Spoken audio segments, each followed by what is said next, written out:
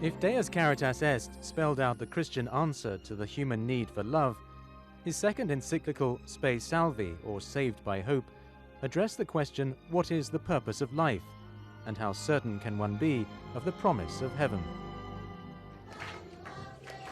To a world that puts its hopes in wealth, beauty, and fame, the Pope proposed an alternative, the love of God. Heaven, he explained, is exactly that, the loving union with God. The hope to be united with God, he said, must never be substituted with political utopia or confused with a worldly vision of success. Now we have faith in progress, faith in technology to create this paradise here on earth. And so what he begins to do precisely in Spe Salvis and his other encyclical is set it straight. This is what the Church has always taught with regards to the final things. Heaven will never be established here on earth because the kingdom of God ultimately is a gift from God and ultimately is union with God. And this is the final destiny of humanity.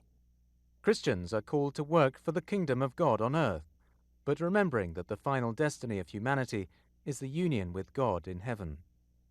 And he speaks of, what do we really hope in? What do we set our hearts in?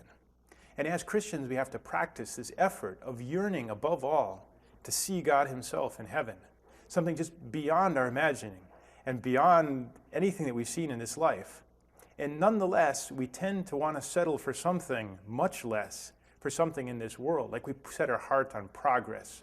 We set our hearts on a new medical cure or on getting into better shape physically or health-wise. What makes his encyclical special is the way the Pope engages those who are searching for the truth far from the Church. He is not afraid of citing Nietzsche or Adorno, pointing out elements of truth in modern philosophy, convinced that true faith is never threatened by reason.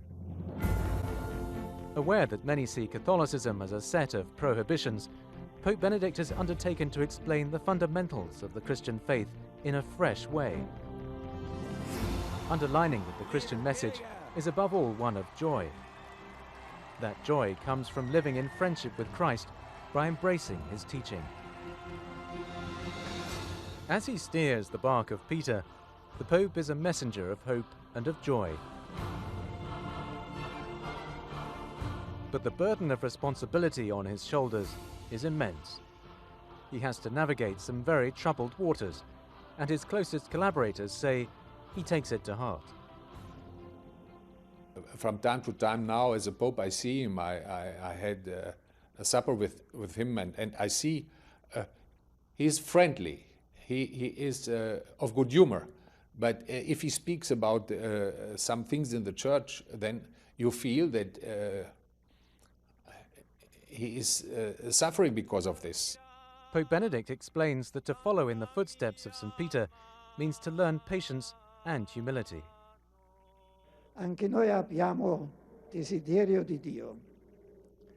Sometimes we want God to be strong in the world and to change the world on the spot, according to our ideas and the needs that we see. But God chooses a different way. God chooses the way of the transformation of hearts in suffering and in humility. Dio sceglie la via della trasformazione dei cuori nella sofferenza e nell'umiltà.